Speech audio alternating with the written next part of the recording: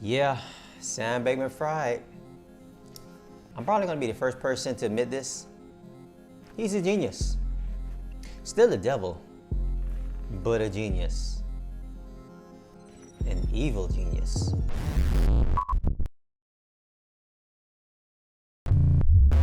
What's up, Cryptoland? Black Crypto here, bringing another cryptocurrency video. You know, what a hell of a past week this has actually been with the whole FTX collapse. I mean, Sam Bankman-Fried. We're all pointing our fingers at him. He's the bad guy right now. So what actually happened? I'm not going to bore you with all of the timeline. I'm going to leave a link in the description so you can actually check that all out. But of course, we all know by now, billions of dollars gone, poof, gone, nowhere to be found. And we're still waiting to see exactly what's going to happen with Sam Bankman-Fried. Is he going to really talk all about this and tell us exactly what's going to happen with our money? What's going to happen with him? What's going to happen with the entire world right now? But what I'm going to do is give you a different perspective on all of this, different than all of the other influencers out there, because they really don't know anything. What they're doing is they're taking public stories and they're spinning it for their own good. I'm going to give you the truth. Why? Because I'm from the Bahamas. I know exactly what's been going on and what's going on and probably what's going to end up happening with all of this. And honestly, you may not like the results. You know, we all probably thought that Sam Bankman-Fried would be our Robin Hood. I mean, rob the rich and of course give to the poor. I mean, that dream, it's over. I mean, he's not a billionaire anymore, so of course he can't give away billions. Or unless he has something up his sleeve that he wants to probably still do, or some way to get all of our money back. I don't know. We're going to have to definitely see how all of this plays out. I'm not going to really get into all of that because you know what? It's just speculation until he says something, or unless there's some kind of real official reports that actually comes out, or maybe his arrest or not. We can't say. So in terms of that, we need to actually move on and learn from actually what happened. This is going to be a very valuable lesson for everyone. You know, when it comes to centralized finance, or of course fiat finance, this is a very valuable lesson in terms of the rich using platforms to enrich themselves, or individuals just trying to enrich themselves. Well, let me explain it this way. For instance, when it comes to FTX, it's a great on-ramp, an on-ramp for cryptocurrencies. The problem is most people are only familiar with on-ramps. For instance, everyday retail investors might use, for instance, like a regular Cash App or a Robinhood to invest in some cryptocurrencies or even some stocks. What about the big players? They need some type of on-ramp as well. When it comes to cryptocurrencies, hey, many of them may have been attracted to a Coinbase, but a lot of them started to be attracted to, of course, FTX. So they started to park their money in FTX, whether they were hedge funds or even exchanges themselves. You'll be surprised that some of the biggest exchanges were actually putting their money within another exchange. But of course, this is going to be a valuable lesson in terms of course, centralized exchanges. Because what happens if a centralized exchange go down? Well, now we know. Although this is a valuable lesson, there's still a lot of things that we can learn from this. When things break, we take notice, but of course we learn how to fix it and we continue to move forward. And that's of course what we're doing. One of the things when it comes to this centralized finance or these SECs, we have to understand that that's not the only way to get cryptocurrencies or to interact with cryptocurrencies, and especially decentralized applications. That's why we are now talking about DEXs in terms of decentralized exchanges, of course, like a Uniswap, right? Or an alternative to a FTX like a DYDX. So when it comes to these, of course, DeFi, decentralized finance, DEXs, decentralized exchanges, this is a better way to, of course, interact with your cryptocurrencies. Of course, if something happens to one of these, of course, DEXs, your money is still safe. And that's the important thing about cryptocurrency. Of course, not your keys, not your crypto. When you put your money on an exchange, like I've talked about in many videos, it's not your keys. They control it. So it's their money really. It's just like a normal bank. Once you put your money in the bank and it goes under, somebody robs the bank, that's your money gone. Hopefully they're insured. And of course, this is what we're looking at right now in terms of, hey, there's no kind of insurance for our money. No, this is crypto. There's no doubt that there has been a big domino effect when it comes to all of these cryptocurrency exchanges pretty much saying, hey, we cannot meet withdrawal demands. One of the main reasons is because a lot of these smaller exchanges were putting all of their funds into this bigger fund or exchange, which was FTX, to store them in their custody. Now, when it comes to this also has me thinking, it's something that not a lot of people are actually talking about, but it has me wondering, are you telling me that all of these billions of dollars were stored in a hot wallet, just ready to be drained by a hacker? Well, that's a whole topic for a whole nother day. When it comes to cold storage, the reason why a lot of people are probably talking about cold storage right now, it's the safest way to store your funds. Reason being is because it's stored offline. Hey, one of the best ways to store it is, of course, a hardware wallet, just like this Ledger, this Nano S right here. I'm always talking about, of course, hardware wallets or how I'm storing cryptocurrencies. You see me, of course, with the Treasure that I always had on my desk in terms of the Treasure right here, the Model T, or of course the Ledger, the Nano X. Very good devices in terms of storing your cryptocurrencies. The Treasure is one of the best ones for, of course, storing your Bitcoin. And of course, if you want to store Bitcoin and any of the other altcoins as well, one of the best ones, of course, is the Ledger. I'll leave a link in the description below so you can go ahead and get yourself a Ledger. If you're withdrawing your funds from any of the exchanges before, of course, they have problems, you want to definitely withdraw them out to, of course, a hardware wallet.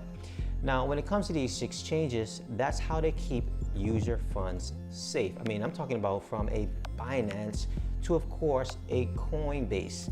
This is one of the methods that they use to store your billions of dollars. And of course, when they get hacked or they get different things that happen, they say that your funds are all safe. It's because a hacker was not able to get to this device. So if you store your cryptocurrencies on this, store it in somewhere safe, you'll be pretty much okay. With every failure in a system, there is something that comes up from it. And of course, with BitConnect, yeah, that BitConnect, we saw a lot of cracks in, of course, the system at that time. And what ended up happening? We saw a lot of decentralized applications actually start. That's really where a lot of the DeFi actually started. Actually, DeFi was more centralized and everybody was making a whole lot of money, and we're talking about making thousands, millions, and it was getting up to the billions of dollars. Imagine if we're talking about billions of dollars today, imagine talking about billions of dollars in crypto several years ago, and that's why that was a big problem. There was just no levers to actually turn that off, and that's why they needed to shut it down. But after they shut it down, we saw the birth of a lot of decentralized applications, and DeFi really took off. By the end of that 2018, we saw the birth, of course, of Uniswap, and the rest is history. So of course, with FTX and this crash, what are we going to see? We are already seeing, of course, with CZ and Binance, proof of reserve. So we're going to start seeing, of course, this more like a DAO for, cryptocurrency exchanges. Or of course, we need to see that transparency. What do you have on your exchanges? Because a cryptocurrency exchange is not excluded from, of course, this community in terms of inclusion. So when it comes to these cryptocurrency exchanges, I think this is a great move forward. We've already seen this with, for instance, many exchanges in the past in terms of different audits, whether it's a Gate.io that I'm always recommending. I'll leave a link in the description below for that as well, or some of these other cryptocurrency exchanges as well. So just time will tell whether or not Binance and Coinbase and, of course, KuCoin and all of these will continue to do something like this to give us full transparency in terms of what they're actually holding. The one thing that I definitely can say is this feels like a big distraction. I mean, there's just so much happening within the cryptocurrency space that you're probably not paying attention to, and you're missing, whether it's opportunities or whether you're just not seeing great projects launch or build. For instance, Apple, did you know that they just partnered and integrate with Circle? So Apple Pay can now use USDC in terms of cryptocurrency. That's huge. Of course, with this down market right now and that of course, that's probably one of the reasons why you don't see Bitcoin and all the cryptocurrencies soaring in price right now. And of course, all of the other great smaller projects out there that are not getting their shine because they're getting drowned out, of course, by all of this news. Then I can't help to think that this is just convenient timing. All of this, of course, with the elections. I mean, we're talking about also war and politics, regulation. I mean, hey, what did they say in terms of course, with one hand and not knowing what the other do? I mean, seems sort of like that we're paying attention to what he's doing publicly, but we really have no idea what's happening behind closed doors. Now, I am more qualified than anybody out there in terms of these crypto influencers trying to tell you all about, of course, Sam Bankman-Fried in the Bahamas. But like I said, they don't know nothing. I'm more qualified because I'm from there. More importantly, let me give you a better example if you do not know. I mean, I've been teaching cryptocurrency and especially in the Bahamas since 2019. And I'm the first person to have a cryptocurrency class and conference there in 2021. They all dubbed it, of course, Bitcoin Bahamas, an extension of my BitcoinMadeSimple.com and my mastermind. But of course, who came up with a conference right after that called Crypto Bahamas? Have you ever wondered why I haven't been able to have any other classes or my conference in the Bahamas this year? I'm gonna leave that for you to speculate. Now, there is no way that I can compete with a Sam Bankman-Fried or an FTX and their conference and all of the things that they are doing. But for a smaller individual like me, this is how we get squeezed out. I'm just like, for instance, the mom and pop store, and the big box store came into, of course, the neighborhood and just squashed me. That's kind of what exactly happened. This is one of the reasons why I'm just continuing to move forward no matter what. But it's me, I'm doing everything. That's why you see everything from the content to the branding to, of course, the websites to the products. Me, doing it. Whether it's the design, the web design, the promotion, the marketing, everything, until of course I start to move forward in a way that I can continue to build my team and build out these products. But it takes, of course, a lot of time, and it takes support from somebody like you. Of course, if you're just focused on, of course, the rich and how they're making money, you just get attracted to that. You miss, of course, the opportunities that some of the smaller individuals like myself are giving you. This is kind of what we're seeing play out when it comes to, of course, FTX moving into the Bahamas in terms of what's happening with them. They were so attracted to that and excited that they probably took their eyes off of me and what I was trying to present and do for the Bahamas. There's no doubt that this man is the devil. I mean, listen, he's responsible for the collapse of many cryptocurrency exchanges, a lot of people losing their life savings, and a lot of people losing millions and billions of dollars. So do I have sympathy for him in that way? No, absolutely not. But I still think he's the devil, but just more or less a mad genius.